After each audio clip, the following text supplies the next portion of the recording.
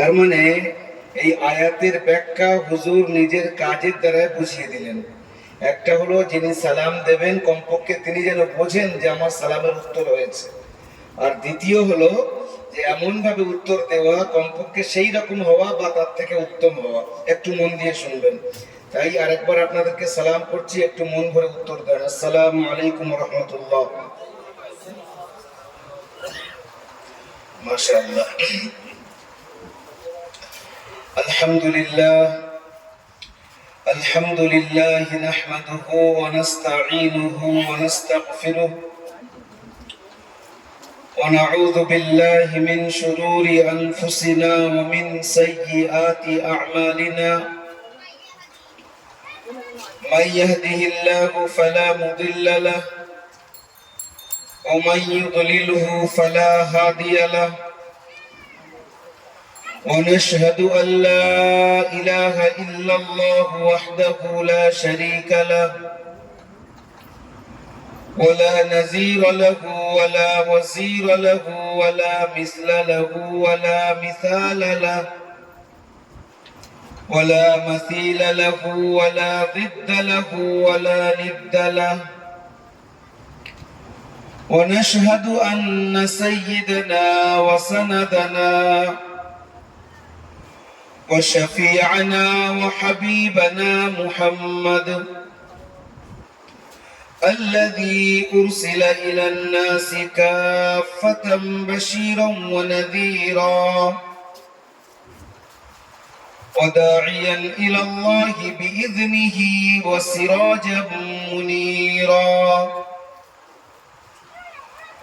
وبعد فأعوذ بالله من الشيطان الرجيم. بسم الله الرحمن الرحيم. إن الدين عند الله الإسلام. وقال الله سبحانه وتعالى في موضع آخر: ومن يبتغ غير الإسلام دينا فلن يقبل منه. وقال تعالى في شان حبيبه مخبرا وآمرا: إن الله وملائكته يصلون على النبي يا أيها الذين آمنوا صلوا عليه وسلموا تسليما. اللهم সবাই একবার দরুদ শরীফ পড়েন, সমস্ত ভাই পড়েন।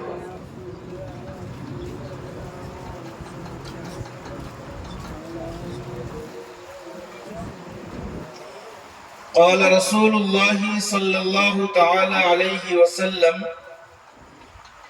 يا أبا سفيان جئتكم بكرامة الدنيا والآخرة. صدق الله العظيم وبلغنا رسوله النبي الأمي الأمين الكريم ونحن على ذلك لمن الشاهدين والشاكرين فالحمد لله رب العالمين. اللهم صل على سيدنا محمد وعلى آل سيدنا محمد وبارك وسلم.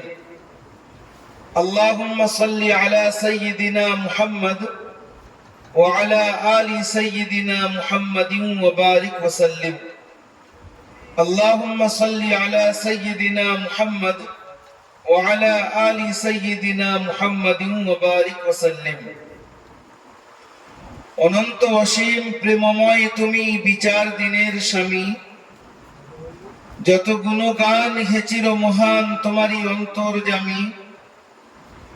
দুলকে ভুলকে সবারই ছাড়িয়া তোমারই চরণে পড়ি লুটাইয়া, তোমারই সকাশে যাচিহে শপথি তোমারই করুণা কামি। সরল সঠিক পুণ্য পন্থা মোদের দাও গো বলি, চালাও সে পথে যে পথে তোমার প্রিয়জন গেছে চলি। সর্বাগ্রে সমস্ত প্রশংসা ও গুণকীর্তন, আরাধনা উপাসনা স্তব স্তুতি সেই মহান মহিয়ান গরিয়ান রব্বে কায়নাত, আমাদের খালিক তথা স্রষ্টা, মালিক তথা কর্তা, রব তথা প্রতিপালকের জন্য। যিনি দয়া করে মেহেরবানি করে একটা সুন্দর নুরানি বা বরকত মাহফিলে একটাই মাত্র সাবজেক্ট, অবজেক্ট, পারপাস, গোল, অ্যাম্বিশন বা উদ্দেশ্য, সেটা হলো আল্লাহ তার রাসূল সাল্লাল্লাহু তাআলা আলাইহি ওয়াসাল্লাম সম্পর্কে কিছু আলোচনা শোনা ও করা। এইরকম একটা মহৎ উদ্দেশ্যকে সামনে রেখে আমাদের মতো গুটি কয়েক বান্দাদেরকে এই নুরানি মাহফিলে একত্রিত হওয়ার তৌফিক ইনায়াত করেছেন। তার শুকরিয়া জ্ঞাপনার্থে একবার সবাই সম্মিলিত স্বরে বলি আলহামদুলিল্লাহ।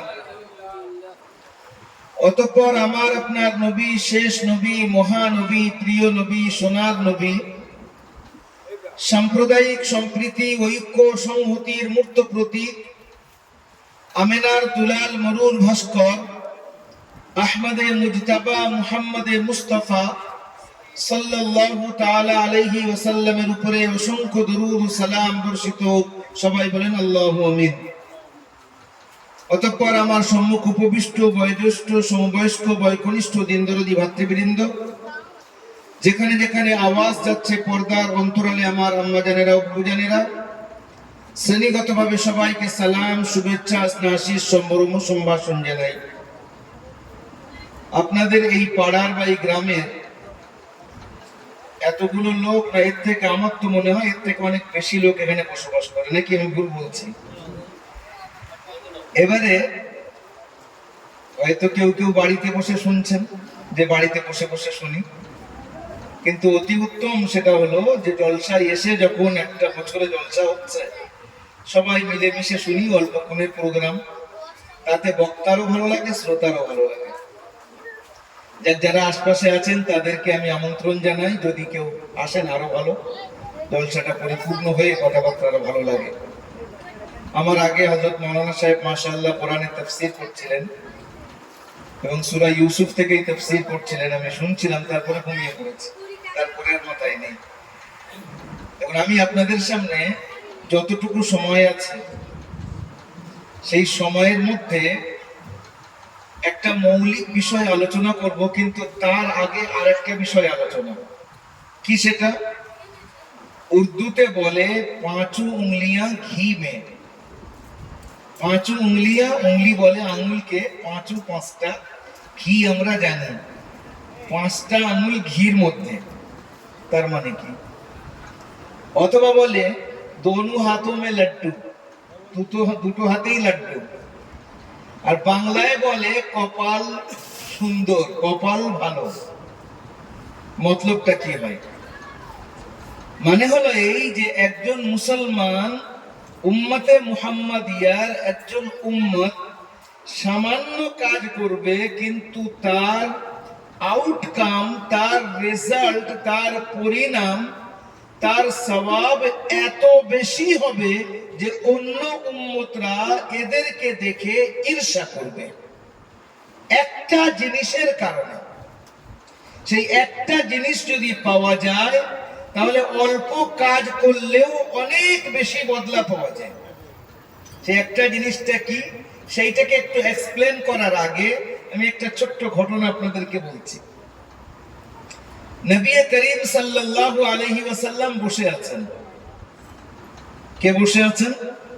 হুজুরে করিম সাল্লাল্লাহু আলাইহি ওয়াসাল্লাম। আর হুজুরের সামনে হুজুরের প্রাণ প্রিয় সাহাবায়ে কেরামরা বসে আছেন, যারা হুজুরকেও খুব ভালোবাসতেন, হুজুরও তাদেরকে আরো বেশি ভালোবাসতেন। এটা ভালো করে মাথায় রাখি। আমরা মনে করি যে আমরা আল্লাহ রাসূলকে ভালোবাসি, কিন্তু আমাদেরকে আল্লাহ রাসূল আমাদের থেকে বেশি ভালোবাসেন,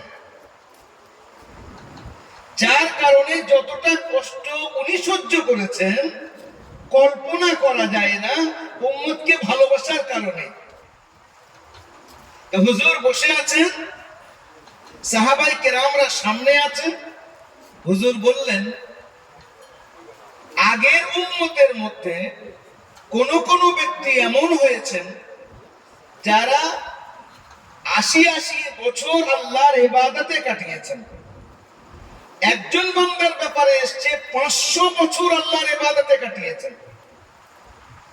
সাহাবায়ে কেরামরা বলছেন, হে আল্লাহর রাসূল, আমরা তো ৮০ বছর বয়স পাবো কিনা তার কোনো ঠিক ঠিকানা নেই, হুজুরের হাদিসের মধ্যে হুজুর নিজেই বলেছেন, উমরু উম্মতি মা বাইনা 60 ইলা 70।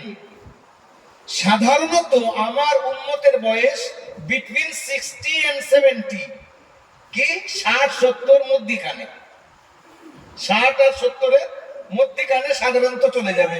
কেউ কেউ 80, 90, 100 আলাদা কথা, ওটা রেয়ার, খুব কম।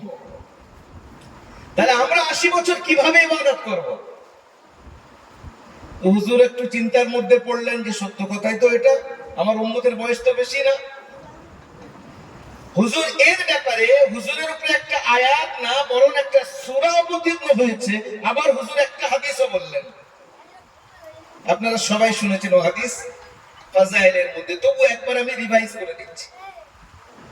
হুজুর বললেন যে একজন ব্যক্তি নিজের মজদুর রেখেছে, তাকে বলেছে সকাল থেকে নিয়ে জোহর পর্যন্ত যদি তুমি আমার কাজ করো তোমাকে আমি 1 টাকা দেব।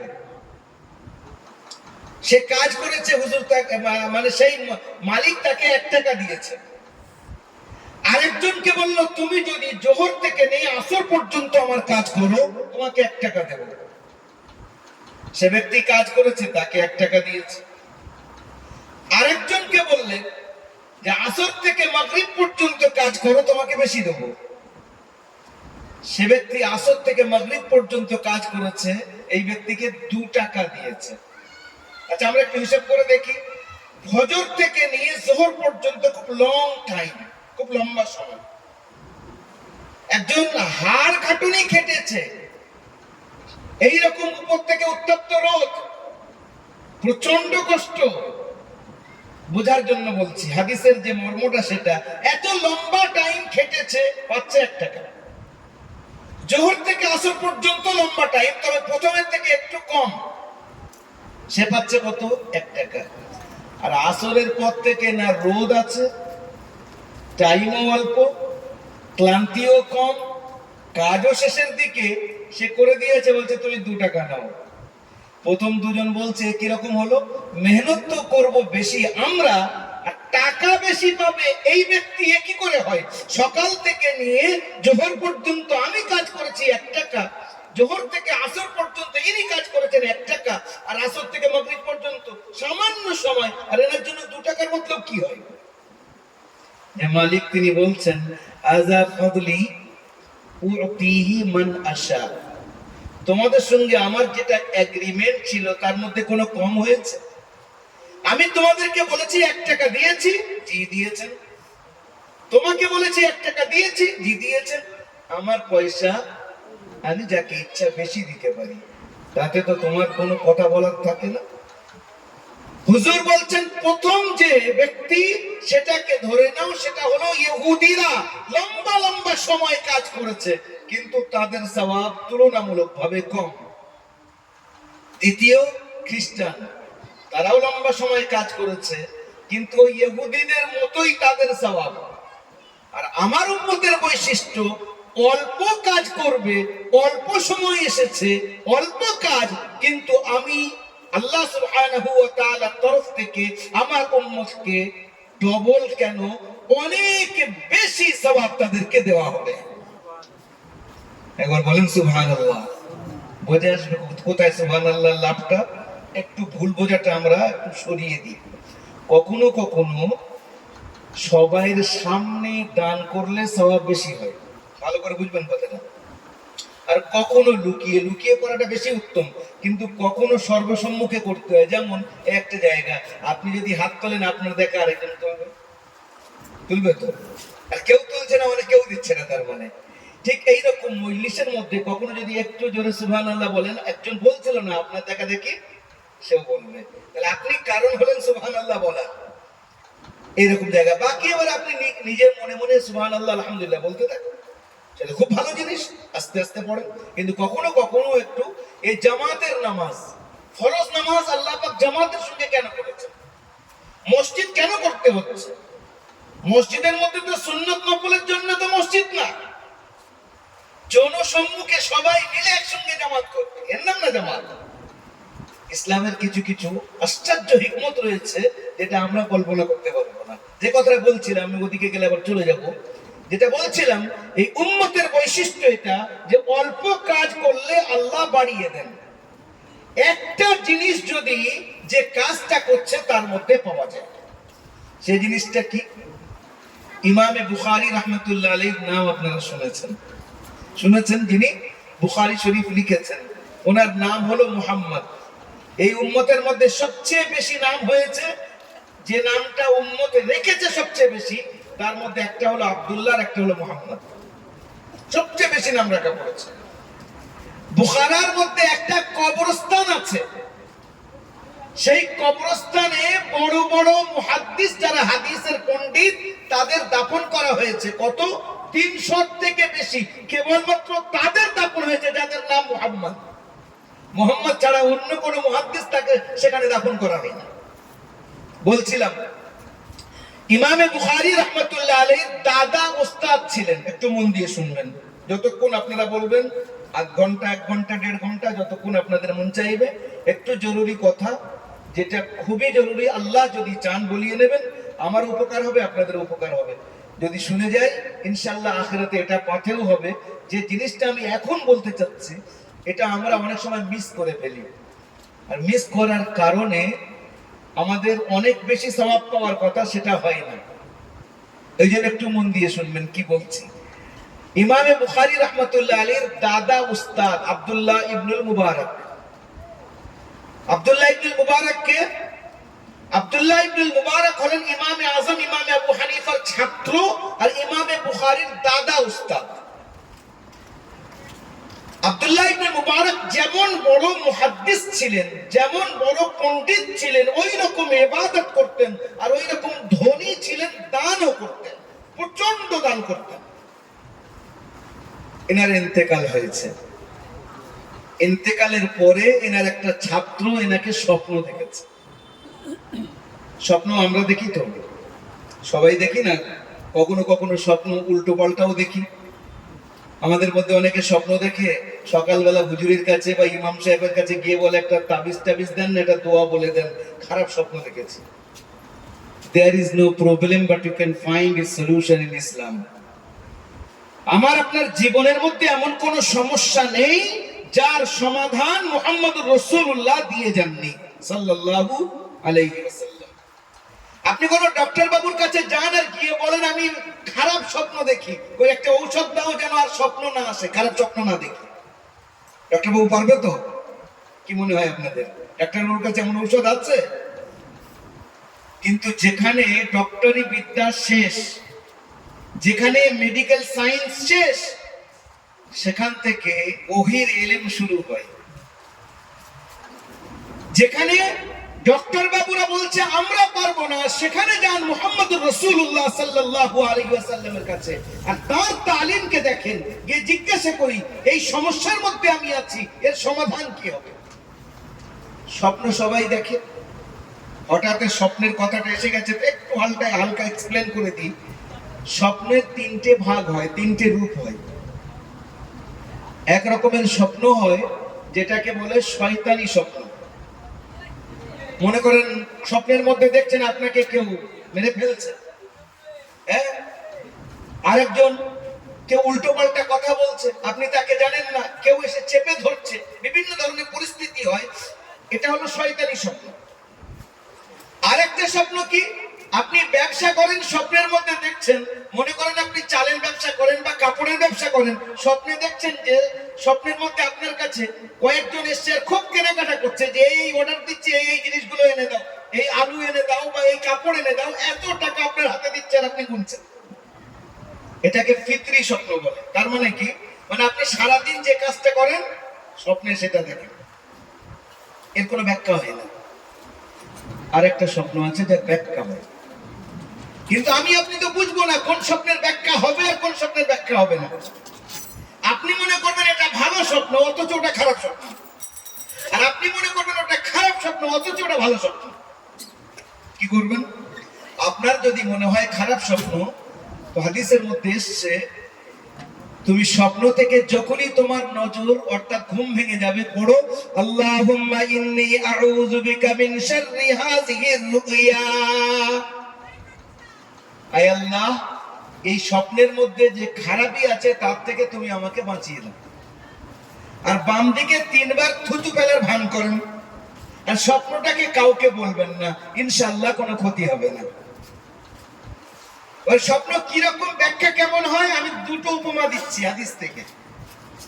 একটা মিশকাত শরীফের হাদিসের মধ্যে এসেছে, আল্লাহ রাসূল সাল্লাল্লাহু আলাইহি ওয়াসাল্লামের কাছে একজন মহিলা সাহাবিয়া এসেছেন, তার নাম হলো উম্মে আইমান।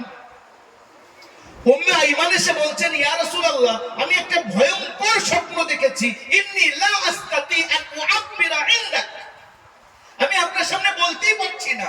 হুজুর বলছেন, কি বলো? বলে, আমার হিম্মত হচ্ছে না, আমি কি করে বলবো? হুজুর অভয় দিলেন, বললেন, না তুমি বলো, আমি শুনতে চাই।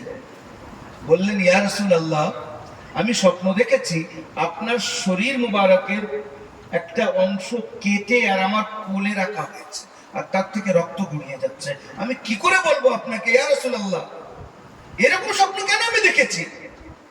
স্বপ্নটা সর্বনাশী মনে হচ্ছে না? কিরকম ভয়ঙ্কর স্বপ্ন, হুজুরের শরীর মুবারকের সঙ্গে সম্পর্ক। হুজুর বলছেন, যাও আমার মেয়ের বাড়িতে যাও। ব্যাখ্যা দেখেন, আমার মেয়ের বাড়িতে যাও আর গিয়ে দেখো ফাতেমার কোনো সন্তান হয়েছে। গিয়ে দেখছেন হযরতে হাসান জন্ম নিয়েছেন। হযরতে উম্মে আইমান হাসানকে কোলে নিয়ে হুজুরের কাছে এসেছেন।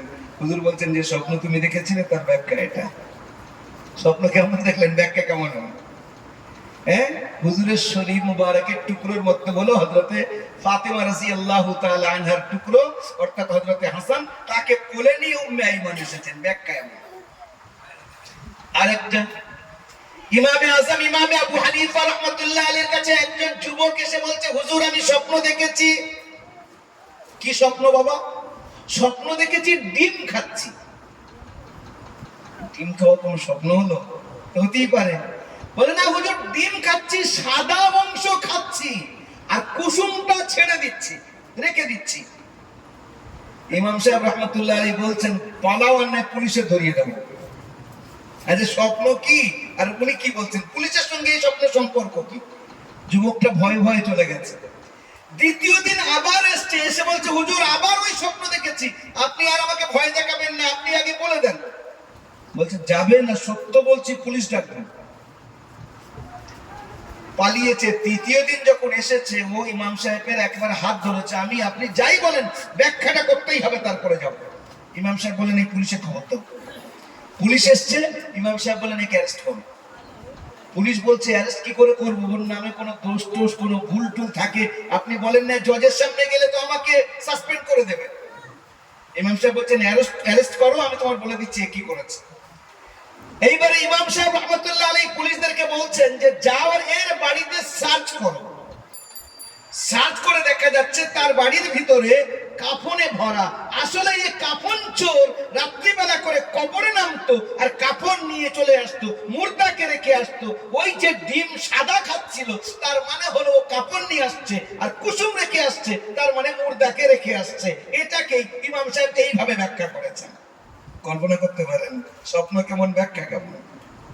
এই নিয়ে অনেক লম্বা কথা বলা যায়, একটা লাস্ট একটা কথা বলে দিই, যেহেতু স্বপ্ন থেকে এই কথাটা এসেছে।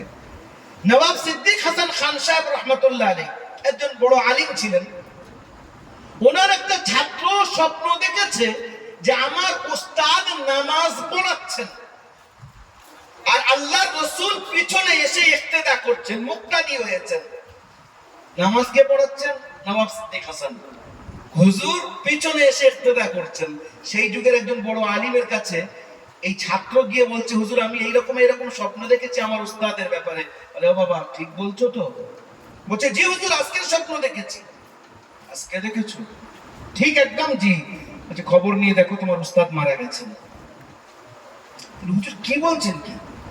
আমি কিছুদিন আগে ভোপালে গিয়ে আমার উস্তাদের সঙ্গে সাক্ষাৎ করে এসেছি, আর তিনি ভালো, আর আপনি বলছেন মারা গেছে। বলে, হ্যাঁ, যদি তুমি স্বপ্ন দেখে থাকো তিনি মারা গেছেন, খবর নিয়ে দেখো। খবর নিয়েছে। কয়েকদিন পরে জানা গেল যে হ্যাঁ, ওনার ইন্তেকাল হয়েছে ওই রাত্রে। হযরত এই বড় বুজুর্গের কাছে এসে জিজ্ঞাসা করছেন ওই ছাত্র যে, হুজুর এই কেমন ব্যাখ্যা করলেন আপনি? এ তো কারেন্টের মতো ব্যাখ্যা হলো, আমি তো বুঝতেই পারলাম না। উত্তরে বলছেন, দেখো, নবী কখনো উম্মতির ইক্তেদা করতে পারেন। নবী সবসময় সামনে থাকবেন, উম্মত পিছনে থাকবে। একটা পদ্ধতিতে উম্মত সামনে যেতে পারে, সেটা হলো উম্মতের লাশ রাখা থাকবে সেটা সামনে, আর নবী এপারে দাঁড়াবেন, এছাড়া বিকল্প কোনো রাস্তা নেই। তাই আমি এর ব্যাখ্যা করলাম, দেখো তোমার উস্তাদ মারা গেছে, দেখছেন স্বপ্ন কেমন, ব্যাখ্যা কেমন। বলছিলাম যে আমার আপনার যদি খারাপ স্বপ্ন আসে, আপনি ডক্টর বাবুর কাছে গিয়ে স্বপ্নের কোনো ঔষধ পাবেন না। যান মুহাম্মদুর রাসূলুল্লাহ সাল্লাল্লাহু আলাইহি ওয়াসাল্লামের কাছে। হুজুর সেখান থেকে কি বলছেন? আমি একটু আগে যেটা বললাম, there is no problem but you can find a solution in Islam. আমার আপনার জীবনের মধ্যে এমন কোনো সমস্যা নেই যার সমাধান হুজুর দেননি। এই হাদিস খুব বিখ্যাত, বুখারী শরীফের মধ্যে এসেছে। নবী করিম সাল্লাল্লাহু আলাইহি ওয়াসাল্লাম হযরত আবু হুরায়রা রাদিয়াল্লাহু তাআলা আনহু কে সাদকার মাল এসেছে। হুজুর বললেন, আবু হুরায়রা এখানে দাঁড়াও, সারা রাত এটাকে ডিউটি করো যেন চোর এসে না নিয়ে পালিয়ে যায়, চোর যেন চুরি না করে। আবু হুরায়রা জানেন হুজুর যেই বলেছেন যে চোর যেন না আসে, তার মতলব হলো চোর আসবে। হুজুরের ইঙ্গিত এদিকে, তার মানে চোর আসবে। আবু হুরায়রা রাদিয়াল্লাহু তাআলা আনহু দাঁড়িয়ে আছেন, রাত গভীর হয়েছে, একটা চোর এসেছে, এসে ফটাফট করে যা জিনিস থাকছে সেগুলোকে নিজের থলের মধ্যে তোলার চেষ্টা করছে। আবু হুরায়রা এগিয়ে গেলেন, আরে লজ্জা লাগে না আমার? তাস্তাহি মিন্নি মান আনতা আইয়ুহাস সারিক, কে তুই? আমি দাঁড়িয়ে আছি এখানে উপস্থিত, আর তুই চুরি করছিস? বলছে আমি খুব গরিব মানুষ, আমাকে আজকেকার জন্য ছেড়ে দাও। আবু হুরায়রা ছেড়ে দিলেন। সকালবেলা হুজুর জিজ্ঞাসা করছেন, মা ফাআলা সারিকুকাল বারিআ ইয়া আবা হুরায়রা, আবু হুরায়রা তোমার চোরের খবর কি? আবু হুরায়রা আশ্চর্য, হুজুরের কাছে খবর হয়ে গেছে। ইয়া রাসূলুল্লাহ বড্ড কান্নাকাটি করছিল, গরিব মানুষ বলে আমি ছেড়ে দিয়েছি। হুজুর বললেন যে আজকে আবার আসবে, আমি শর্টে বলে দিচ্ছি, দ্বিতীয় দিন আবার এসেছে।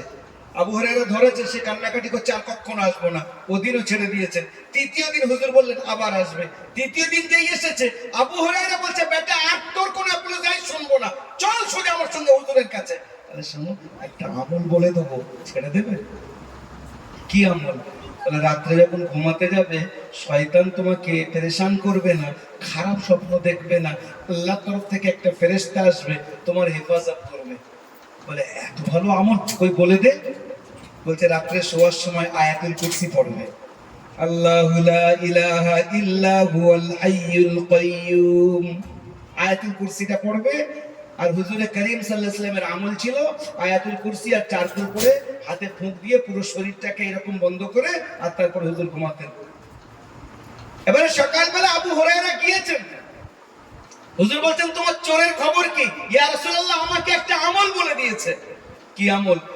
বলে যদি ভালোভাবে ঘুমাতে চাও, আর শয়তান যদি, শয়তানের বদমাইশি থেকে তুমি নিজেকে বাঁচাতে চাও, তাহলে রাত্রে শোয়ার সময় আর তোমার আয়াতুল কুরসি পড়বে, শয়তান আসবে না। হুজুর বললেন যে 3 দিন ধরে যে চোর আসছে চেনো? ইয়া রাসূলুল্লাহ আমি কি করে চিনবো, আমি তো জানি ও চোর।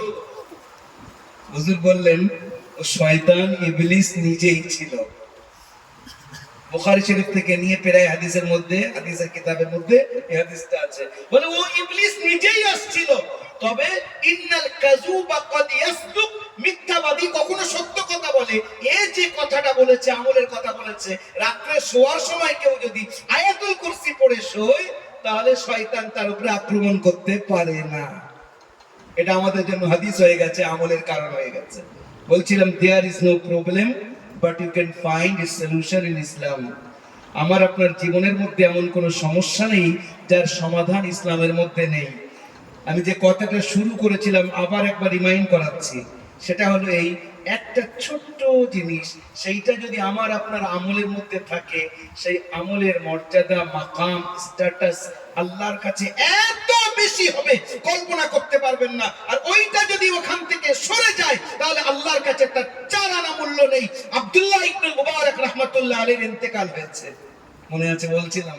আব্দুল্লাহ ইবনে মুবারক ইমামে বুখারীর দাদা উস্তাদ, ইন্তেকাল হয়েছে। ওনার একটা ছাত্র জিজ্ঞাসা করছে, হুজুর আপনার সঙ্গে আল্লাহর ব্যবহার কেমন? এখানে একটা জিনিস আমরা বুঝে নিই, একটু মন দিয়ে শুনলেন।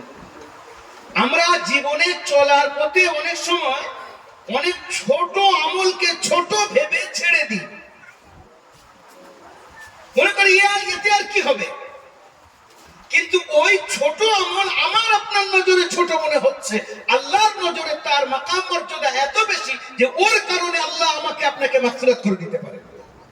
উপমা নেন ইমামে গাজ্জালী রাহমাতুল্লাহ আলাইহি, কত বড় ইমাম,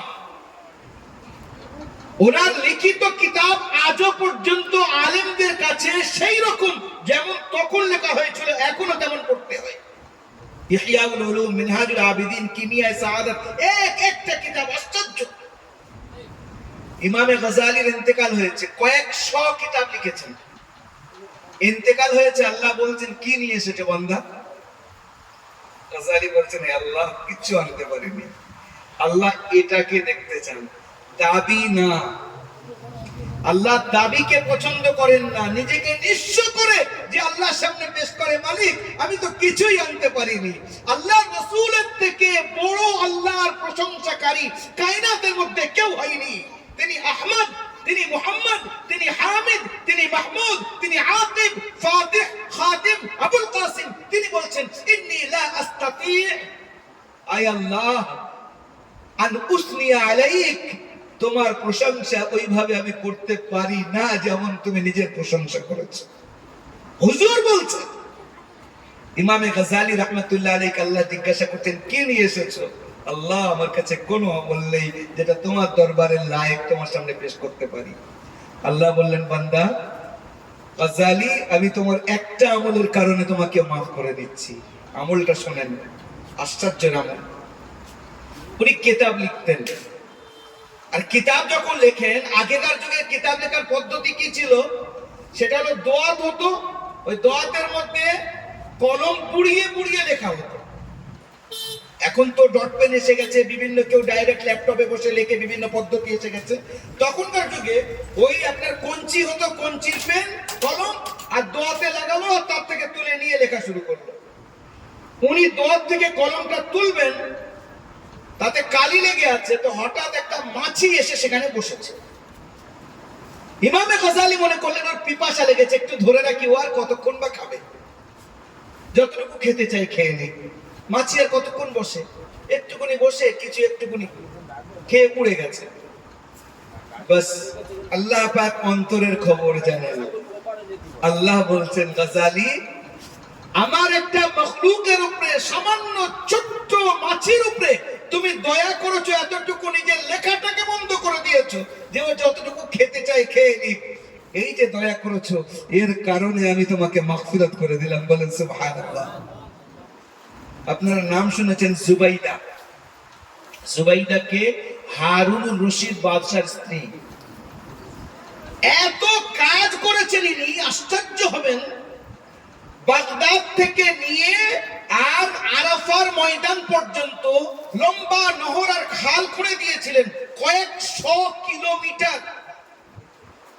আর তখনকার যুগে পানির অভাব, মানুষ বাগদাদ থেকে যদি যায় মক্কা শরীফে, কাবা শরীফে, তো যাওয়ার পথে রাস্তায় যেন পানির অসুবিধা না হয়, ওই খালের পাশে পাশে যাবে, সবাই তার থেকে পানি খাবে। এত বড় উপকার। এনার ইন্তেকাল হয়েছে। আল্লাহ জিজ্ঞাসা করছেন বান্দি কি এনেছিস? ইনিও বলছেন আল্লাহ আমার কাছে এমন কোন আমল নেই যেটা তোমার দরবারে পেশ করার জন্য। আল্লাহ বললেন আমার বান্দি তোর একটা আমলের কারণে আমি তোকে মাফ করে দিলাম। কি আমল সেটাও শুনেন। বলছে একদিন তুই খানা খাচ্ছিলিস, হাতে লোকমা ছিল, ওদিক থেকে মসজিদে আজান শুরু হয়ে গেছে, আল্লাহু আকবার আল্লাহু আকবার। তুই নিজের লোকমাকে তাড়াতাড়ি নিচে রেখে নিজের মাথার ওড়নাকে মাথার উপরে দিয়ে নিজের মাথাকে ঢেকে নিলি। আমার নামের সম্মান জানানোর কারণে আজ আমি তোকে মাগফিরাত করে দিলাম। চিন্তা করতে পেরেছেন? এত লম্বা কাজ করেছে, নহর খনন করেছে, লক্ষ লক্ষ টাকা নিজে হাতে সাদকা করেছে। আল্লাহর কাছে ওটা না, আল্লাহর নামের সম্মান জানিয়েছে, আল্লাহ তাকে এই পরিস্থিতি করে দিয়েছেন যে এর কারণে আমি তোমাকে মাগফিরাত করলাম। আল্লাহ পাক নিঃস্বতাকে বেশি পছন্দ করেন, দৈনতাকে, নিজেকে দিনহীন ভাবা যে আমার কাছে কোনো আমল নেই মালিক তোমার দরবারে, তবে কাজ করে যেতে হবে। রহমতে হক বাহানা মি জোয়াত, রহমতে হক বাহা নামি জয়, আবার শুরুতে সেই কথাতে নিয়ে যাচ্ছি। একটা ছোট্ট জিনিস আমার আপনার আমলের মধ্যে যদি আসে, মনে হয় ছোট, কিন্তু সবচেয়ে বড় সেটা যদি এসে যায়, আমার আপনার আমলের দাম সোনার থেকে বেশি আল্লাহর কাছে হয়ে যাবে। আব্দুল্লাহ ইবনে মুবারকের ইন্তেকাল হয়েছে, তার ছাত্র তাকে জিজ্ঞাসা করছে, হুজুর আল্লাহ পাক আপনার সঙ্গে কি ব্যবহার করেছেন? উনি উত্তরে বলছেন, বাবু আল্লাহ পাক দয়া করে আমাকে মাফ করে দিয়েছেন। আল্লাহর রহমত ছাড়া, ফজল ছাড়া জান্নাতে যাওয়া সম্ভব না। কেউ যদি মনে করে আমি সারা জীবন বিশাল ভালো আমল করেছি, আমলের দ্বারা জান্নাতে যাব, এটা মূর্খতা, বাতুলতা, দিবা স্বপ্ন ছাড়া অন্য কিছু না। হাদিস শরীফের মধ্যে এসেছে, একজন বান্দা পাহাড়ের উপরে 500 বছর আল্লাহর ইবাদত করেছে, সেখানে কোনো মানুষ নেই। কি খেত? একটা ডালিম গাছ ছিল। ডালিম গাছে আল্লাহ পাক প্রত্যেকদিন ডালিম তৈরি করিয়ে দিতেন। সে তার থেকে ডালিম নিত একটা, আর সামনে পাহাড়ের স্রোত বইতো ঠান্ডা পানি, সে তার থেকে পান করত। কত বছর ইবাদত করেছে? দীর্ঘ 500 বছর, যার মধ্যে কোনো লৌকিকতা ছিল না, রিয়াকারি ছিল না, লোক দেখানো ছিল না, আল্লাহর জন্য ইবাদত করেছে। ইন্তেকালের সময় হয়েছে, আল্লাহ জিজ্ঞাসা করছেন, আমার বান্দা আমাকে বল, তোমার শেষ ইচ্ছা তুমি আমাকে বলো। বলছে, আল্লাহ আমার ইচ্ছা হলো আমি সেজদার মধ্যে পড়ে থাকবো, আর ওই অবস্থায় আমার জান কবজ করা হোক, কিয়ামতের দিনে যেন আমি সেজদা থেকে আমার হাসর হয়। আল্লাহ বললেন, তোমার তাই ইচ্ছা পুরো হবে। ওই বান্দা সেজদার মধ্যে গিয়েছে, আল্লাহ পাক সেখান থেকে ওনার মৃত্যু দিয়েছেন ওই অবস্থায়। আর সেখানে এমন জঙ্গল আল্লাহ পাক তৈরি করে দিয়েছেন, এমন একটা জায়গায় যে সেখানে পৌঁছতে পারে না কেউ, সেই অবস্থায় তার লাশ আল্লাহ হেফাজতে রেখেছে। এই বান্দাকে আল্লাহ ডাক করিয়েছেন নিজের কাছে, করে বলছেন, বান্দা যাও, আমি আমার দয়ায় তোমাকে মাফ করে দিলাম। ওর মনে মনে আসলো, 500 বছর ইবাদত কি কাজে আসলো? তাইলে 500 বছর আমি তোমার জন্য ইবাদত করেছি, একা করেছি, লৌকিকতা ছিল না, রিয়াকারি ছিল না, লোক দেখানো ছিল না, লোক শোনানো ছিল না, একা পাহাড়ের উপরে বসেছিলাম, তাহলে সেই ইবাদতের কাজ কি হলো, আমার লাভ কি হলো? আল্লাহ পাক তো অন্তরের খবর জানেন না। আল্লাহ বললেন, আমার এই বান্দাকে জাহান্নাম থেকে 500 বছর দূরে একটু ঘোরাও। এই বান্দাকে ফেরেশতা জাহান্নাম থেকে 500 বছর দূরে নিয়ে গেছে। পিপাসায়, তৃষ্ণায়, ওষ্ঠাগত অবস্থা, পেরেশান, মৃত্যু তো নেই। কেউ আছো, একটু পানি দেবে? কেউ একটু পানি দাও। হঠাৎ একটা হাত বার হয়েছে, আর সেই হাতে একটা পিয়ালা আছে, তাতে পানি আছে। এই ব্যক্তি বলছে, ভাই আমাকে পানিটা দাও। বলে, এখানে পানি বিনামূল্যে পাওয়া যায় না, এখানে মূল্য দিতে হয়। বলে, আমার কাছে তো পয়সা নেই। বলে, এখানে পয়সা চলে না, এখানে নেকি চলে। কি নেকি? 500 বছরের ইবাদত, এক পেয়ালা পানির দাম। এ বান্দা বলছে, আমার আছে, তুমি নিয়ে নাও, আমাকে পানি দাও, আমি সহ্য করতে পারছি না। বলছে, ঠিক পরিষ্কার কথা। বলে, হ্যাঁ আমি তোমাকে দিয়ে দিলাম। 500 বছরের ইবাদত তাকে দিয়ে দিল ওই পেয়ালাওয়ালাকে, আর ওই এক পেয়ালা পানি এই বান্দা খেয়েছে। আল্লাহ বলেন, ওকে আমার কাছে এবারে নিয়ে এসো। বান্দা, কি খবর, কি আছে তোমার কাছে? মালিক, আমার কাছে কিচ্ছু নেই। আমার বান্দা, পাহাড়ের উপরে তুমি 500 বছর ছিলে, প্রত্যেক দিন এইরকম পেয়ালা ভরে ভরে ঠান্ডা পানি আমি তোমাকে খাইয়েছি, প্রত্যেক দিন আমি তোমাকে ডালিম খাইয়েছি। একটা পেয়ালার পরিবর্তে 500 বছরের ইবাদত তুমি দিয়ে দিয়েছো, বাকি 500 বছর যা তুমি খেয়েছো তার দামটা কোথায়? আল্লাহ আমাকে ক্ষমা করো, আল্লাহ আমাকে ক্ষমা করো। কিন্তু ধোঁকা না। তাহলে যখন আল্লাহর ফজলেই জান্নাতে যাব, তাহলে আমল করে লাভ কি? এখানে শয়তান চুপচাপ বসে নেই। শয়তানের কাজ কি?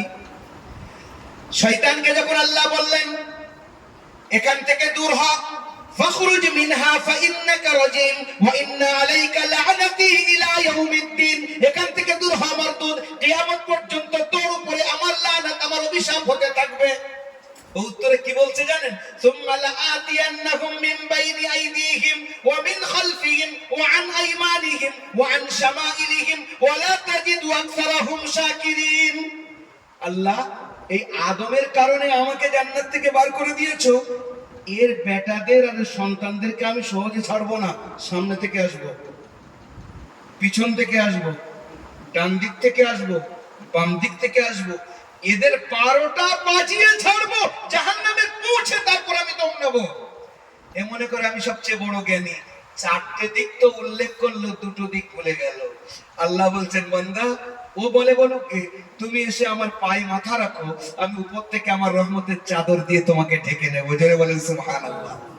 বলছিলাম শয়তান এমনি বসে নেই যে আল্লাহর ফজলে যাবো, যেখানে আমল করার দরকার কি? ভুল। আল্লাহর ফজল আসার জন্য আমলের প্রয়োজন। আল্লাহর ফজল আসবে তার জন্য আমলের প্রয়োজন, আল্লাহ জানেন। কিন্তু সব ছেড়ে দিয়ে চুপচাপ বসে থাকলে দিল তো একদম কালো হয়ে যাবে, কুৎসিত হয়ে যাবে।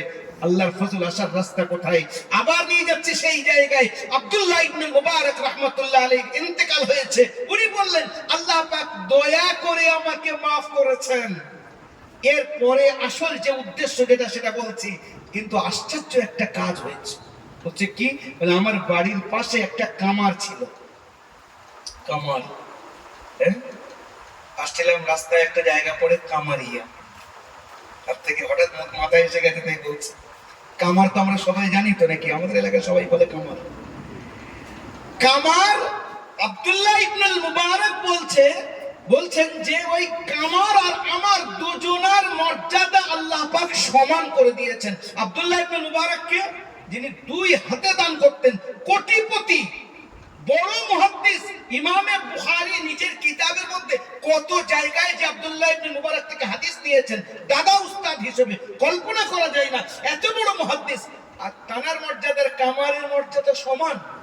ওনার আশ্চর্য লাগলো, ওনার মনে এই জিজ্ঞাসা আসলো। আল্লাহ বললেন, বান্দা আমি এর ব্যাপারে তোমাকে উত্তর দেব না, ওই কামারকে জিজ্ঞাসা করো। কামারকে জিজ্ঞাসা করেছে, তখন উত্তরে বলছে, আব্দুল্লাহ প্রত্যেকদিন সকালবেলা আপনি ছাত্রদেরকে, শত শত ছাত্রদেরকে হাদিস পড়াতেন। আমি নামাজ পড়ে যেতাম আর মনে মনে বলতাম, মালিক আমার পড়ার সুযোগ হয়নি, আমি যদি বড় আলিম হতাম আমি এইভাবে পড়াতাম। আপনি সপ্তাহে একদিন গরিব মানুষদেরকে দান করতেন, এতিমদেরকে কাছে ডাকতেন, তাদের মাথায় হাত বুলাতেন, তাদের মুখে হাসি ফোটাতেন, তাদের হাতে পয়সা দিতেন। অসহায় বিধবাদেরকে ডাকতেন, তাদের হাতে পয়সা দিতেন। আপনি সার্বিকভাবে তাদেরকে সাহায্য করতেন। আমার মনে হতো, আল্লাহ তুমি যদি আমাকে পয়সা দিতে, আমি আব্দুল্লাহ ইবনে মুবারকের মতো এইভাবে দান করতাম। কিন্তু আমি গরিব মানুষ, আমার সকালবেলা দোকান না খুললে আমার কুচি কুচি বাচ্চা, বুড়ো মা বাপ, তাদের হক কিভাবে আদায় করব?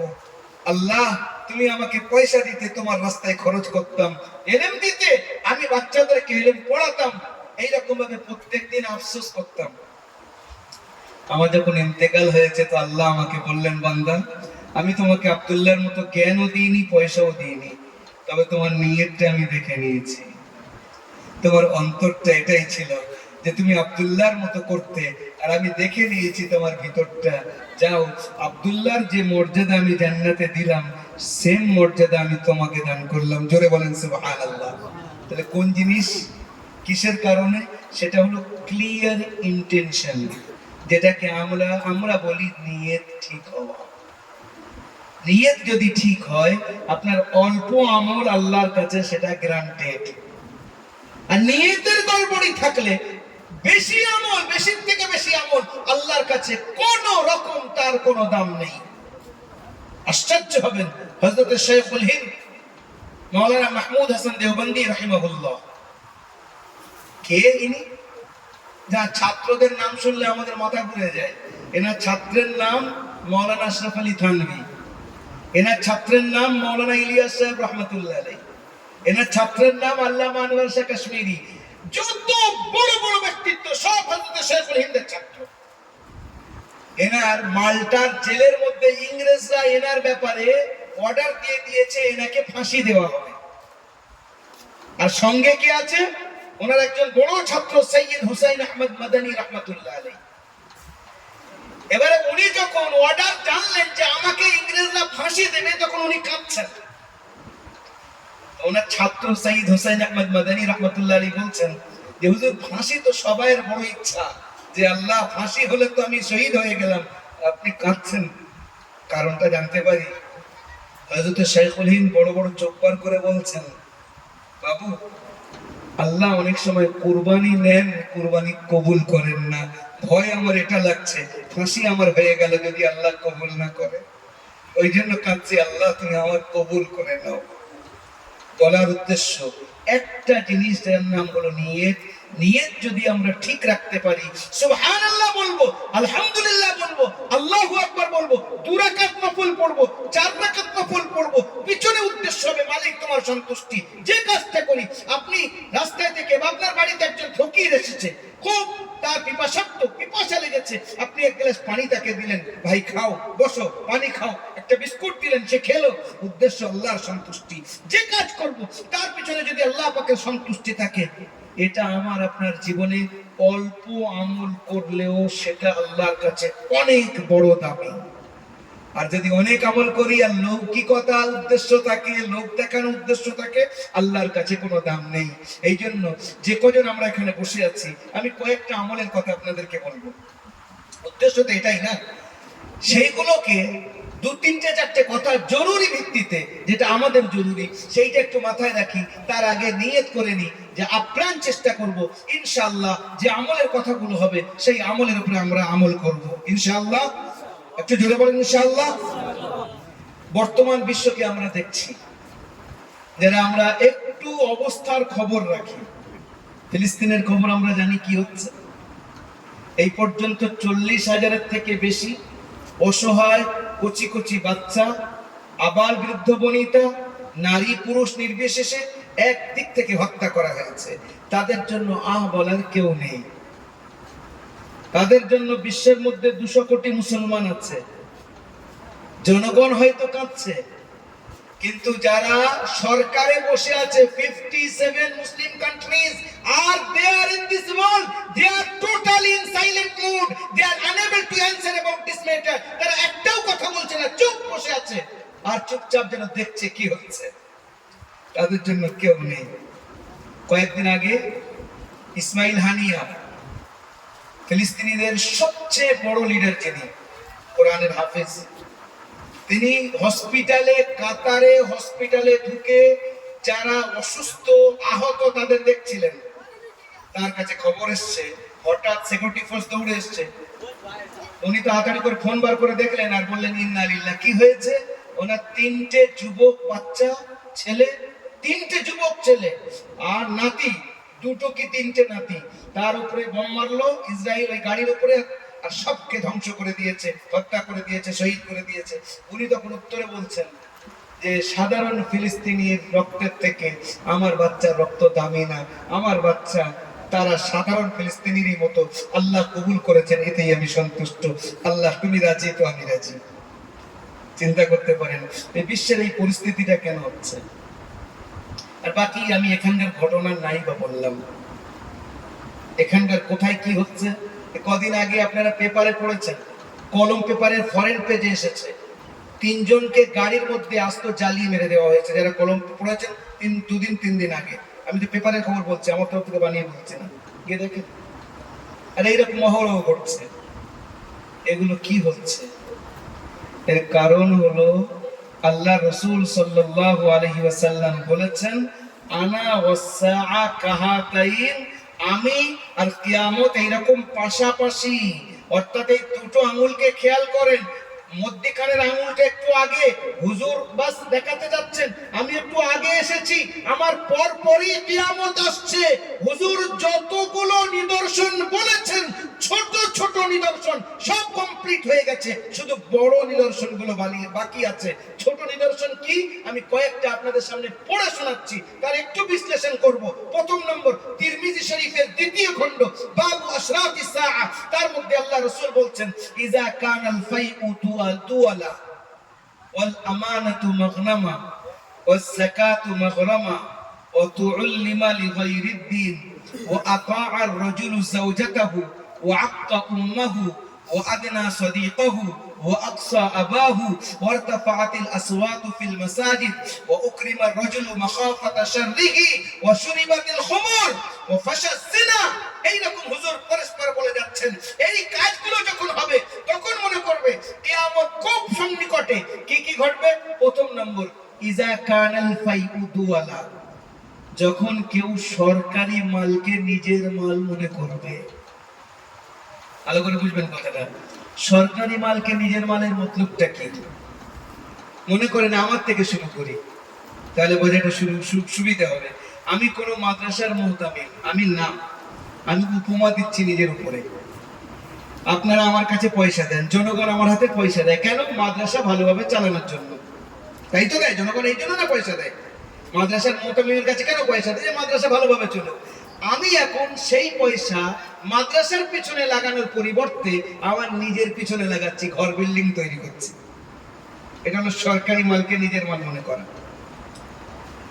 কেউ মসজিদের মুতাওয়াল্লি, তার কাছে জনগণ পয়সা দিচ্ছে কেন? মসজিদ সুন্দরভাবে তার ব্যবস্থাপনা, ইমাম মুয়াজ্জিনের বেতন, যা যা প্রয়োজন তার পিছনে খরচ।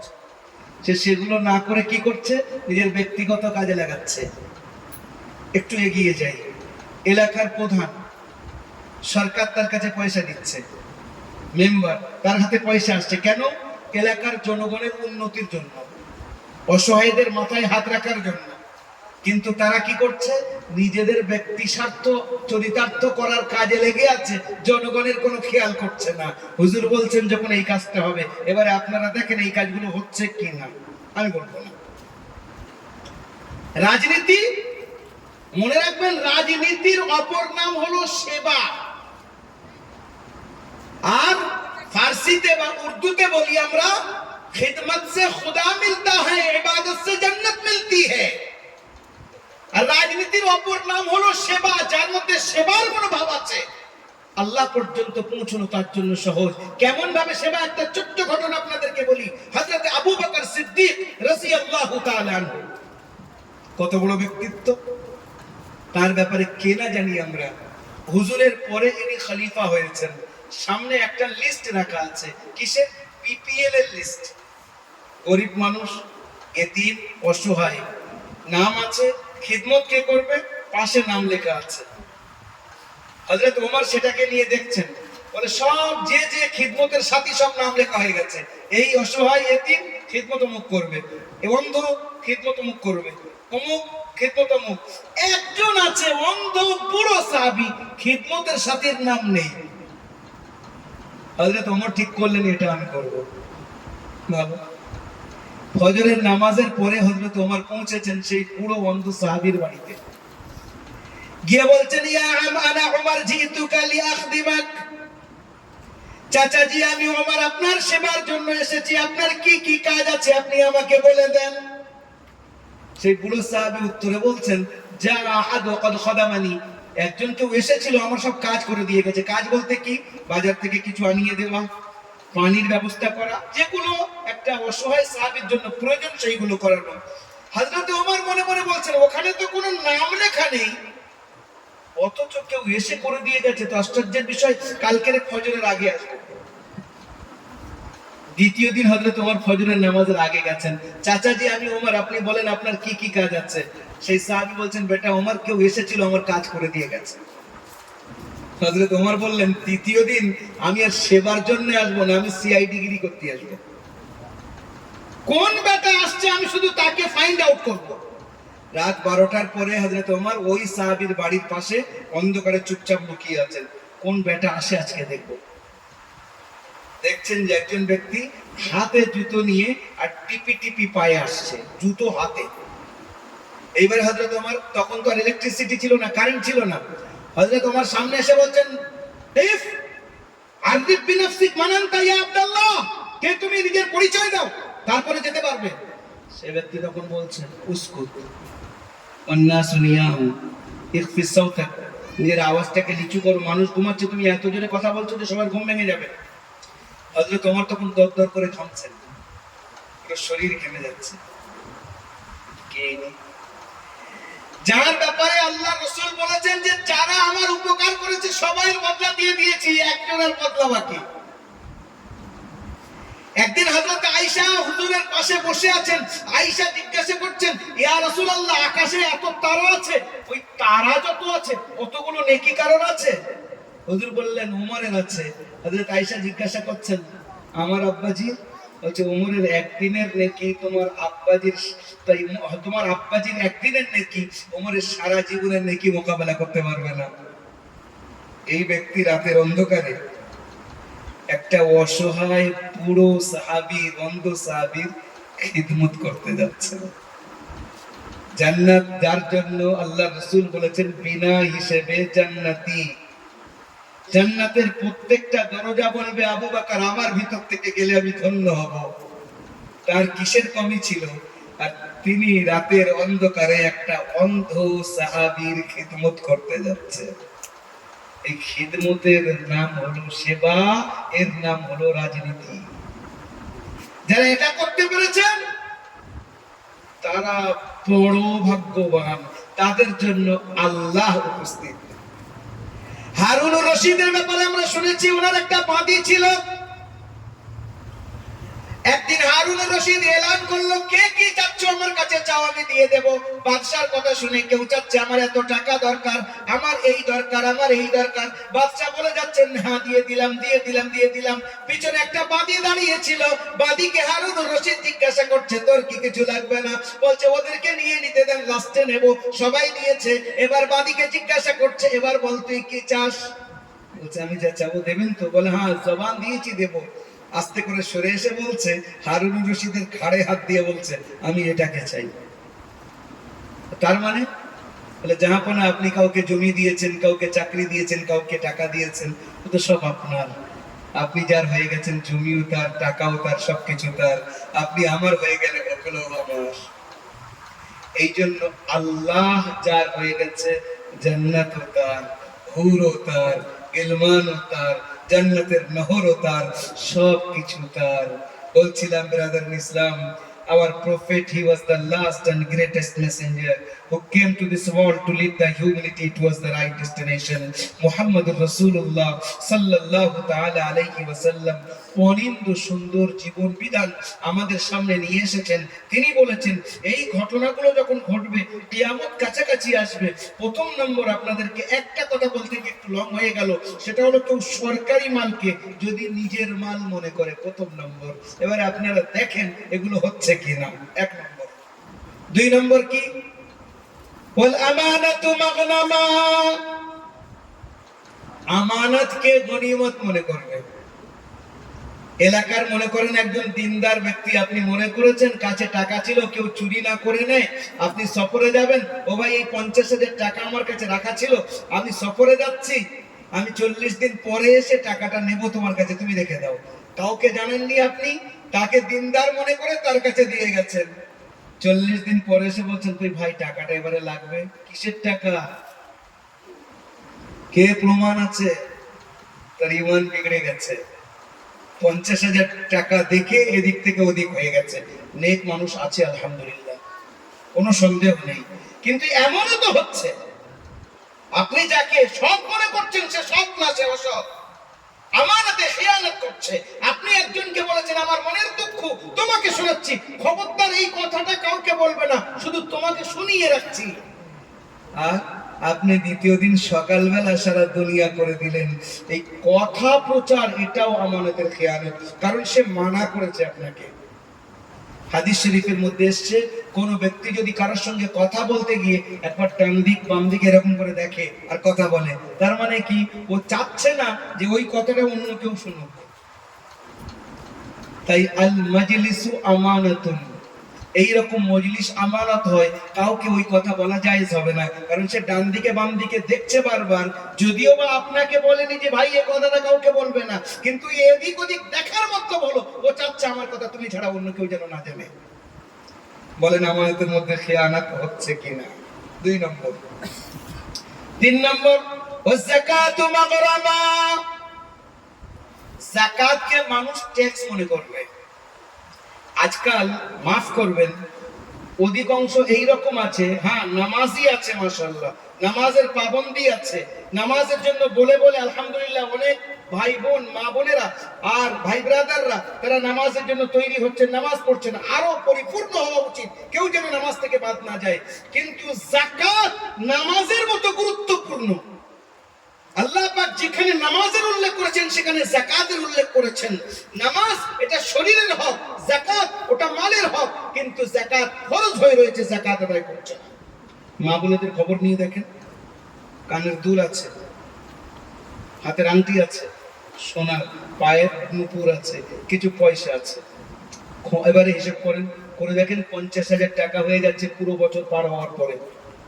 তার উপরে কোনো দেনা নেই। মা বোনেদের দেনা কম থাকে, দেনা থাকে না, দেনা সব কার উপরে ছেড়ে দেয়, বেটা ছেলের উপরে। ওর আব্বা আসলে দেবে, আমি কি জানি। হ্যাঁ, তো মা বোনেদের উপরে দেনা সাধারণত থাকে না। এবার দেখা যাচ্ছে পুরো বছর পার হয়ে গেল, গয়না আছে সব মিলিয়ে অনেক টাকা, 1 লাখ টাকা হয়ে গেছে দাম। বলছে আমার উপরে যাকাত কোথায়? অথচ তার উপরে যাকাত ফরজ হয়ে রয়েছে। ইয়াউমা ইউমা আলাইহা ফি নারি জাহান্নাম فتقوى بها جباههم وجنوبهم وظهورهم هذا ما كنزتم لأنفسكم فذوقوا ما كنتم تكنزون। যে গয়নার তোমরা যাকাত আদায় করবে না, যে সোনা দানার যাকাত আদায় করবে না, সেগুলোকে গলিয়ে গলিয়ে কিয়ামতের দিন তোমাদেরকে দাগ দেওয়া হবে। বাড়িতে খবর নেন। আবার এখন সরকারি ভাবে লক্ষ্মীর ভান্ডার না কি একটা হয়েছে না, লক্ষ্মীর ভান্ডার কি মেয়েদের কাছেও টাকাটা আসে মাসে মাসে, তো ওই টাকা তার জমছে। ও টাকা গয়না টয়না মিলে দেখা যাচ্ছে পুরো বছর পার হয়ে গেছে, সে এতটা টাকার মালিক, তার উপরে যাকাত খরচ, যাকাত দিচ্ছে। মনে করে আমি গরিব মানুষ। এইভাবে চললে তাহলে আপনার মালের মধ্যে ওই ক্যান্সার লেগে গেছে। মালের ক্যান্সার কি? ওই যাকাতের মাল যদি আপনার মালের মধ্যে থাকে, ওটাকে নষ্ট করে দেবে, ওটাকে বার করে দেন, মাল পরিষ্কার হয়ে যাবে। আশ্চর্য হবেন, আমেরিকার মধ্যে একটা ঘটনা ঘটেছে। আমেরিকা রাষ্ট্রসংঘের মধ্যে, হঠাৎ কথাটা এসে গেছে মানে তো আপনাদের শুনিয়ে যাই।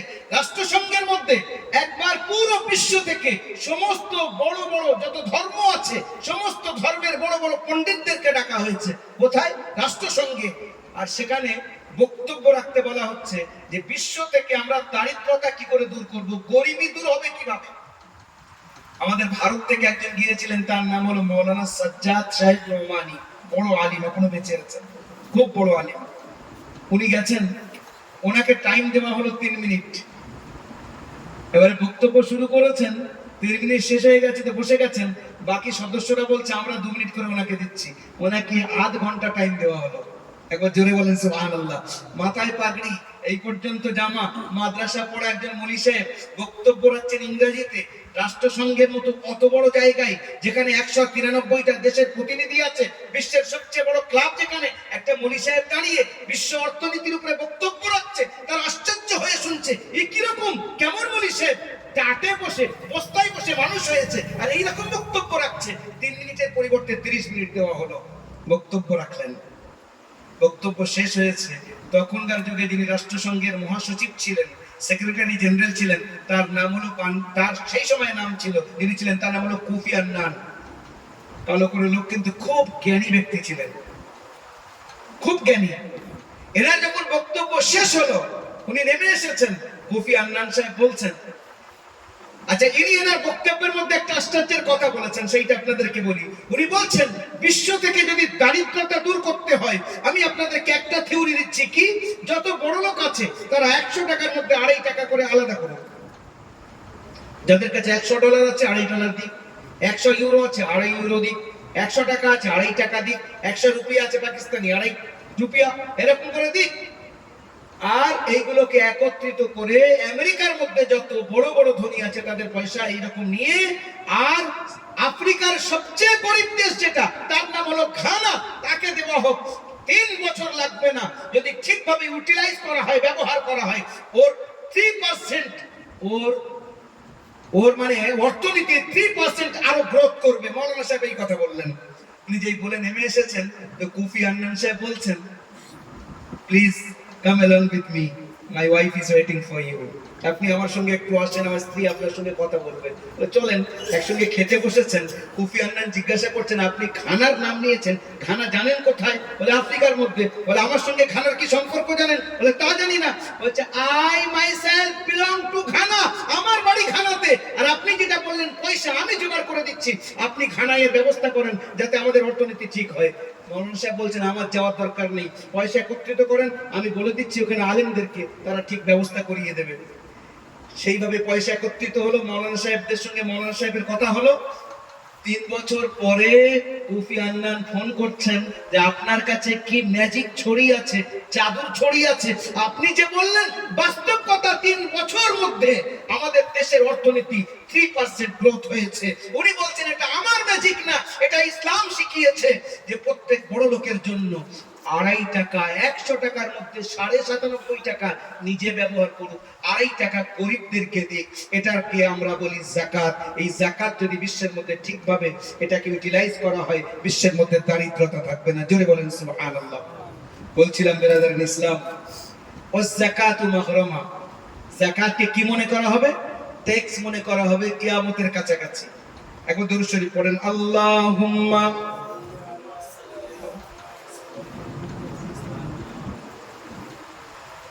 সবাই পড়েন ভাই, দরুদ শরীফ সবাই পড়েন, বড় বড় ইবাদত। কেন বলছি বড় ইবাদত? আপনি আমি নামাজ পড়ি কবুল হবে কোনো গ্যারান্টি দিতে পারবো? রোজা রাখি কবুল হবে গ্যারান্টি দিতে পারবো? হজ গ্যারান্টি আছে? একটা ইবাদত, দুটো ইবাদত আছে যেটা আমি বলতে চাচ্ছি, আগে বললাম নিয়তটা ঠিক করেন, আমি একটা দুটো আমলের কথা বলবো। একটা ইবাদত আল্লাহ নিজে করেছেন, ফেরেশতাদেরকেও বলেছেন, আমাদেরকে ভালোবাসেন তো নিজে যেটা করেন সেটাকেও বলছেন তোমরাও করো। ইন্নাল্লাহা ওয়া মালাইকাতাহু ইউসাল্লুনা আলান নবী, আল্লাহ তার হাবিবের উপরে রহমত পাঠান, ফেরেশতারাও দরুদ পাঠান। ইয়া আইয়ুহাল্লাযীনা আমানু সাল্লু আলাইহি ওয়া সাল্লিমু তাসলিমা, যারা আমাকে খোদা বলে মানো, রব বলে মানো, আমার একাত্মবাদকে স্বীকার করো, আমি তোমাদেরকে বলছি আমার বান্দারা, আমার মেহবুবের উপরে তোমরা দরুদ পাঠাও। কত বড় কাজ! জি, দরুদ পাঠালে কবুল হবেই, কোনো সন্দেহ নেই। আপনি লিখে নেন। হুজুর কি বলছেন? আল বাখিল মান যুকিরতু ইনদাহু ওয়া লাম ইসাল্লি আলাইয়া, সেই ব্যক্তি কৃপণ যার সামনে আমার নাম লেখা আনা হলো, নেওয়া হলো, আর সে আমাকে আমার উপরে দরুদ পাঠালো না। অন্যদিকে হুজুর কি বলছেন?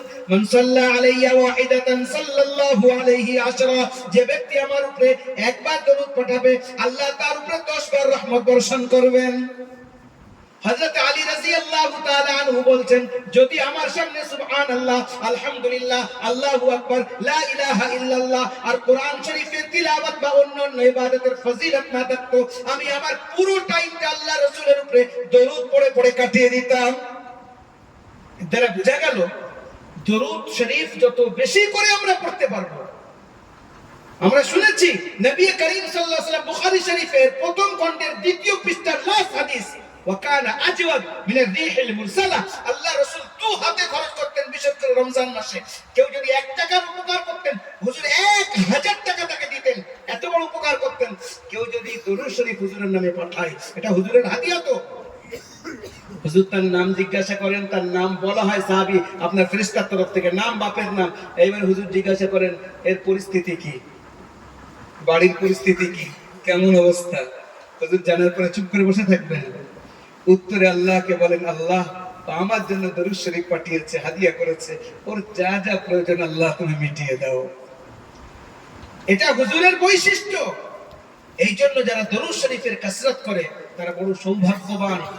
জি, হুজুরের কাছাকাছি সেই সবচেয়ে বেশি হবে যে আল্লাহ রাসূলের উপরে বেশি দরুদ শরীফ পড়বে। ওই জন্য একবার দরুদ শরীফ পড়েন, আল্লাহুম্মা।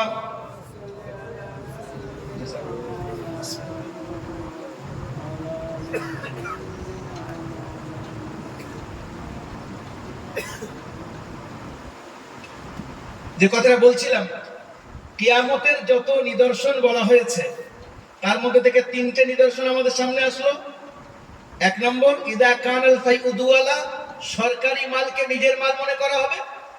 2 নম্বর, ওয়াল আমানাতু মাগনামা, আমানতকে গনিমত মনে করা হবে, আমানতের খেয়ানত করা হবে।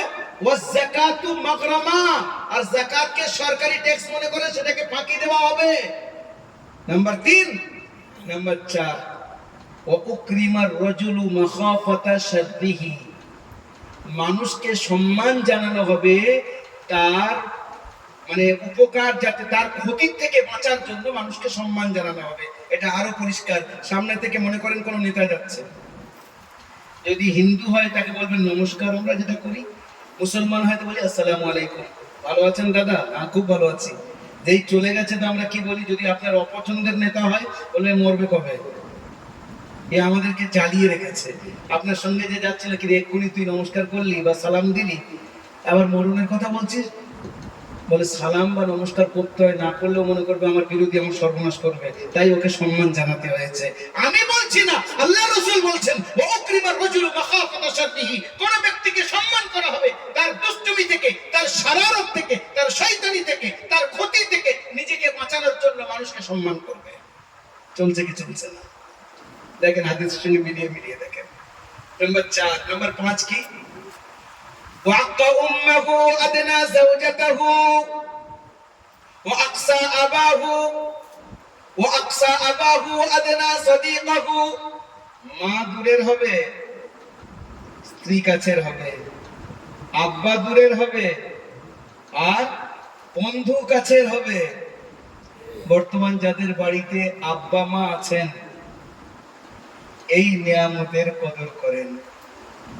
আমরা সারা দুনিয়ার সঙ্গে ভালো ব্যবহার করি, বাড়িতে আব্বা মা আছেন তাদের সঙ্গে আমাদের ভালো ব্যবহার অনেকের নেই। মনে রাখবেন, আপনি সারা দুনিয়ায় ভালো ব্যবহার করেন, আব্বা মার সঙ্গে যদি ভালো ব্যবহার না হয় তো আপনার মতো গরিব পৃথিবীতে দ্বিতীয় কেউ নেই। সাহাবায়ে কেরামদের থেকে বড় এই উম্মতের মধ্যে নবীদের পরে সাহাবাদের উপরে কেউ নেই। সাহাবী কাকে বলে? যার মধ্যে 3টে গুণ পাওয়া যায়। প্রথম নম্বর, মান রাআন নবিয়্য সাল্লাল্লাহু আলাইহি ওয়াসাল্লাম ওয়া আমানা বিহি ওয়া মাতা আলাইহি, যে হুজুরকে চর্ম চোখে দেখলো। ঘুমের অবস্থায় স্বপ্নে কেউ যদি হুজুরকে দেখে সে সাহাবী না। জীবন্ত অবস্থায় নিজে জীবন্ত থাকবে আর হুজুর দুনিয়াতে আছেন সেই অবস্থায় দেখেছে, শুধু দেখলে হবে না, হুজুরের উপরে ঈমান এনেছে। আর ওই ঈমান অবস্থায় দুনিয়া থেকে চলে গেছে, মুসলমান অবস্থায় চলে গেছে। তাহলে আবু জেহেল সাহাবী হবে না যদিও বা হুজুরকে দেখেছে, আবু লাহাব সাহাবী হবে না যদিও বা হুজুরকে দেখেছে, কারণ সে ঈমান আনেনি। আর কেউ ঈমান এনেছে, আরেকজন ব্যক্তি, তার নাম হলো আব্দুল্লাহ বিন জাহাশ। একজন ব্যক্তি ছিল যে ঈমান আনার পরে মুরতাদ হয়ে গিয়েছিল, তো সে মুসলমান না, সে সাহাবী না, শেষ হয়ে গেছে। ঈমান আনতে হবে, হুজুরকে দেখতে হবে, ঈমান আনতে হবে, সেই অবস্থায় মৃত্যুবরণ যিনি করবেন তিনি সাহাবী। এনাদের ব্যাপারে সমস্ত ওলামাদের একমত, পৃথিবীর বড় থেকে বড় ওলি একজন সাহাবীর পায়ের ধুলোর সমতুল্য হতে পারবে না। কেন? আল্লাহ রাসূলের ডাইরেক্ট ছাত্র তারা। এইরকম একজন সাহাবীর ইন্তেকাল হচ্ছে, তার নাম কি? ইকরিমা রাদিয়াল্লাহু তাআলা আনহু। হযরত ইকরিমার ইন্তেকাল হচ্ছে, হযরত আলকামা রাদিয়াল্লাহু তাআলা আনহু তার ইন্তেকাল হচ্ছে। ইন্তেকালের সময় সাহাবারা পাশে বসে তালকিন করছেন। মনে রাখবেন, কারোর ইন্তেকাল যদি বুঝে আসে যে উনি দুনিয়া থেকে চলে যাচ্ছেন, আমাদের করণীয় কি? আমাদের করণীয় হলো তার পাশে বসে কালিমার তালকিন করা। তালকিনের মানে এটা না যে আপনি বলেন আব্বার ইন্তেকাল হচ্ছে, আব্বা কালিমা পড়ো, মা কালিমা পড়ো, দাদু কালিমা পড়ো, না, তার পাশে কালিমাটা একটু জোরে জোরে পড়া, যেন তার কানে আওয়াজটা যায়। পড়তে বলার হুকুম না দেওয়া, কারণ যে পরিস্থিতির মধ্যে উনি থাকেন, যার ইন্তেকাল হয়, অনেক সময় আপনি বলছেন আব্বু কালিমা পড়ো, ফট করে মুখ থেকে যদি বলে দেয় যা পড়বো না, অসুবিধা হয়ে গেল কিনা? ওই সময় শয়তান ও আসে, পেরেশানের শেষ নেই। হযরত ইমামে রাজি রাহমাতুল্লাহ আলাইহির ইন্তেকাল হচ্ছে। ইমামে রাজির ব্যাপারে আমরা কি বলবো? কত এই কোরআন শরীফের তাফসীরকে বিজ্ঞান পদ্ধতিতে, সায়েন্সের নিয়মে সবচেয়ে প্রথমে যিনি তাফসীর লিখেছেন তার নাম হলো ফখরুদ্দিন রাজি। ইনি কি তাফসীর লিখেছেন, তার নাম হলো তাফসীরে কবির। এনার ইন্তেকাল হচ্ছে, আর এনার পীর দূরে বসে ওযু করছে, অনেক দূর ওনার বাড়িতে। হঠাৎ ওযু করতে করতে মিসওয়াক ছুঁড়ে মেরে বলছেন বলো বিনা দলিল আল্লাহ এক। এখন পাশে যে ওযু করাচ্ছিল, যে ছাত্র বা মুরিদ, হুজুর এ কিরকম হলো? বলে ফখরুদ্দিনের ইন্তেকাল হয়ে গেছে। শয়তান এসেছে, এসে ফখরুদ্দিনকে বলছে আল্লাহ এক না একাধিক। ফখরুদ্দিন বলছে এক, বলছে দলিল দাও। ফখরুদ্দিন দলিল দিচ্ছে, শয়তান কেটে দিচ্ছে, আবার দলিল দিচ্ছে, আবার কেটে দিচ্ছে। ফখরুদ্দিন 100 দলিল দিয়েছে, শয়তান 100 দলিল কেটে দিয়েছে। আমি তখন আল্লাহ আমাকে দেখিয়ে দিয়েছেন, আমি মিসওয়াক নিয়ে ছুঁড়ে মেরে বললাম বল বিনা দলিলে আল্লাহ এক, কোনো দলিলের প্রয়োজন নেই। যেই বলেছি তখন ফখরুদ্দিন বলেছে যা তোর কথা মানি না, বিনা দলিলে আল্লাহ এক। যেই বলেছে সঙ্গে সঙ্গে তার ইন্তেকাল হয়ে গেছে। দেখেন শয়তানের এসে এইভাবে পরেশান করে, যে যত বড় আলিম তাকে যে তত বড় হয়ে পরেশান করে। তো বিখ্যাত ঘটনা হযরত শেখ আব্দুল কাদের জিলানী রাহমাতুল্লাহ আলাইহির নাম শুনেছি আমরা, নাম কি জানি, বড় পীর সাহেব নামে খ্যাত আল্লাহ পাকের বড় ওলি, পুরো পৃথিবী তাকে চেনে। ওনার কাছে একবার শয়তান এসে, উনি ইবাদত করতেন, শয়তান বলছে আমি তোমার উপরে খুব সন্তুষ্ট, ওয়াকাদ আফাউতু আনকা সালাহ, নামাজ মাফ করে দিলাম। হযরত শেখ আব্দুল কাদের জিলানী রাহমাতুল্লাহ আলাইহি উত্তরে কি বলছেন, মরদুদ, নবীদের জন্য তো নামাজ মাফ হয়নি, আমার আকার জন্য নামাজ মাফ নেই। আমার আকা ইন্তেকালের আগে নামাজের কথা বলে যাচ্ছেন, আর আমার জন্য নামাজ মাফ, লা হাওলা ওয়ালা কুওয়াতা ইল্লা বিল্লাহ। এটা তো সবাই বুঝে যাবে এটা এমন ধোঁকা, কিন্তু যাওয়ার সময় কি বলছে শোনেন, قد حماك مني وقد حماك عني علمك, তোমার জ্ঞান আমার থেকে তোমাকে বাঁচিয়ে দিল। আমি আপনি হলে কি করতাম, মনে করতাম হ্যাঁ হ্যাঁ আমি বড় আলিম না, তাই শয়তানের থেকে আমি বেঁচে গেছি আমার জ্ঞানের দ্বারাই। হযরত শেখ আব্দুল কাদের জিলানী রাহমাতুল্লাহ আলাইহি উত্তরে বলছেন, ওরে মরদুদ, যাওয়ার সময় ব্যাকফায়ার করে গেলি, আমার ইলম আমাকে বাঁচায়নি, আমার আল্লাহ আমাকে বাঁচিয়েছে। ইন্তেকালের সময় পরিস্থিতি এই হয়। এই জন্য যখন কারোর ইন্তেকাল হবে, তার যদি আমরা বুঝতে পারি, তার পাশে বসে কালিমাটা একটু জোরে জোরে পড়া।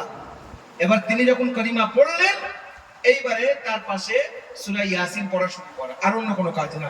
ইনশাআল্লাহ ওর বরকতে, সূরা ইয়াসিনের বরকতে আল্লাহ পাক আরামের সঙ্গে তার দুনিয়া থেকে নিয়ে চলে যাবেন। বলছিলাম হযরতে আলকামা রাদিয়াল্লাহু তাআলা এর ইন্তেকাল হচ্ছে, সাহাবায়ে কেরামরা তালকিন করছেন, ওনার জবান ঘুরছে না, উনি কালিমা পড়তে পারছেন না।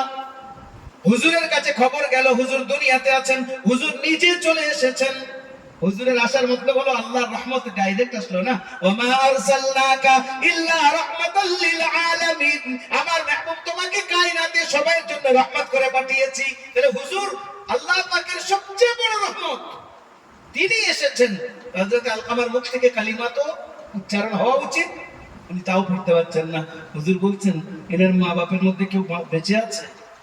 সাহাবারা বললেন জি আম্মাজি বেঁচে আছে। হুজুর বললেন ডাকানো হলো। এবার হুজুর জিজ্ঞাসা করছেন আপনার ছেলে কেমন? বলে হুজুর খুব ভালো ছেলে আমার ছেলে। কিন্তু হুজুরের থেকে বড় ডক্টর পৃথিবীতে দ্বিতীয় কেউ আসেনি। এটা আলাদা সাবজেক্ট নেই, আপনাদেরকে এটাই নিয়ে কথা বলা যেত। শুধু একটা ছোট্ট উপমা দিচ্ছি। হারুনুর রশিদের বাদশা, হারুনুর রশিদ বাদশার যুগে ইতালি থেকে একটা ডক্টর গেছে বাগদাদের মধ্যে, বড় ডক্টর। তার ইচ্ছা আমি ডক্টরি করব, আমার খুব ইনকাম হবে, মানুষের উপকার হবে। এক সপ্তাহ বসে বসে মাছি মারছে, কেউ আসে না। লোকেদেরকে জিজ্ঞাসা করছে তোমাদের শরীর খারাপ হয় না? বলছে কেন, তুমি কে? বলে আমি এত বড় ডক্টর।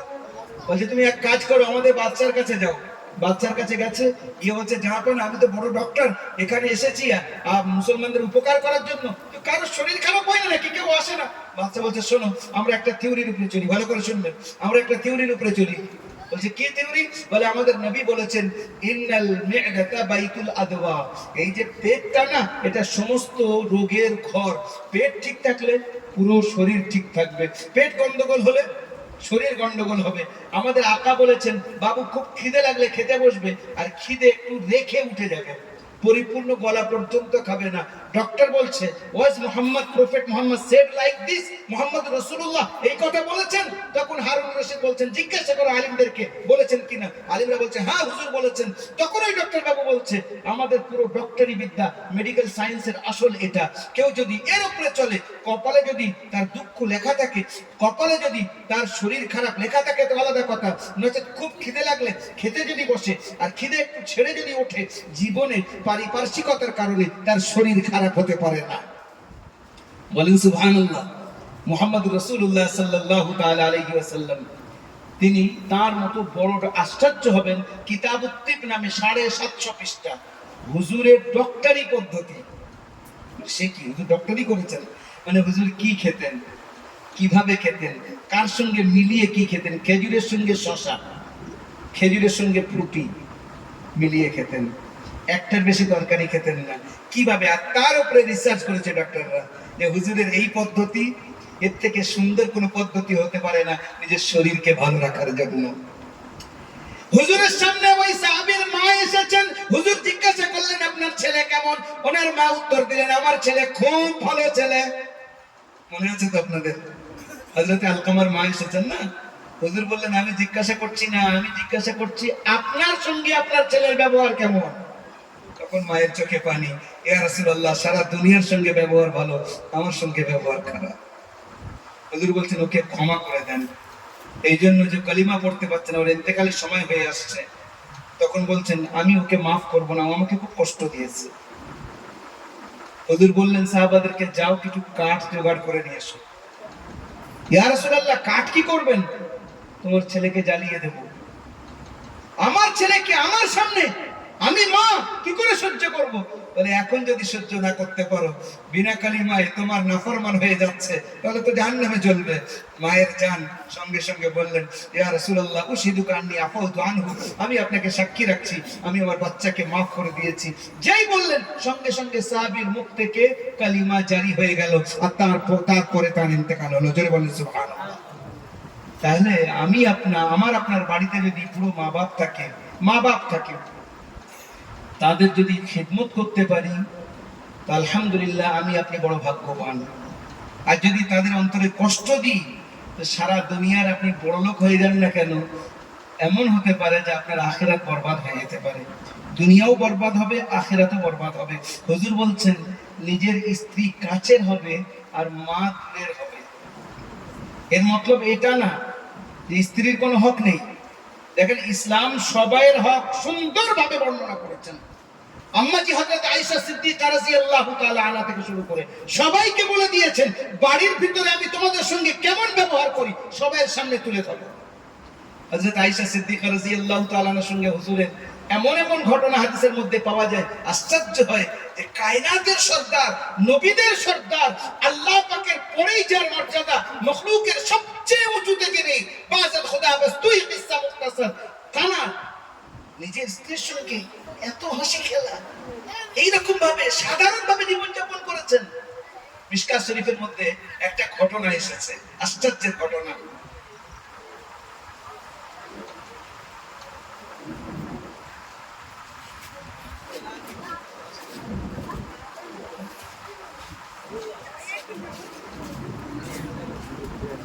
একবার দুরূদ শরীফ পড়েন, আল্লাহুম্মা, সবাই পড়েন ভাই।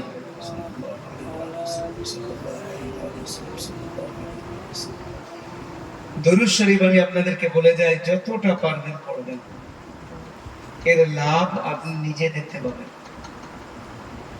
নিজে দেখতে পাওয়ার অনেকগুলো কারণ আছে, তার মধ্যে একটা এটাও হতে পারে যে আপনার ভাগ্য খুলে যাবে, আপনি স্বপ্নের মধ্যে আকাকে স্বপ্ন দেখতে পারেন, আল্লাহ আপনাকে দেখিয়ে দিতে পারে আল্লাহ রাসূল সাল্লাল্লাহু আলাইহি সাল্লাম স্বপ্নের মধ্যে এসেছেন। অনেক ভাগ্যবান ব্যক্তি তাদের ব্যাপারে শোনা যায় যে আল্লাহ পাক, আল্লাহ রাসূল তার স্বপ্নে এসেছে। এটা মুহাব্বতের সঙ্গে ব্যাপার না, যাকে আপনি ভালোবাসেন তাকে যখন